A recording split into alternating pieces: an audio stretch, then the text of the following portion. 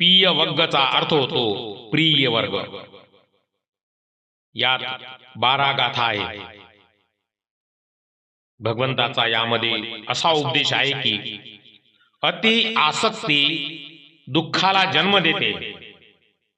प्रिय वस्तूंचा वियोग आणि अप्रिय वस्तूंचा संयोग दोन्ही कष्टदायक असतात। 17वा जो वग्ग आहे तो आहे क्रोध वग्ग। क्रोध म्हणजे क्रोध, राग। यात 14 गाथा आहेत। भगवंताचा यामध्ये असा उपदेश आहे की रागाला प्रेमाने जिंका, असत्याला सत्याने जिंका आणि कंजूसाला दानाने जिंका। 18वा जो वग्ग आहे तो आहे मलवग्ग।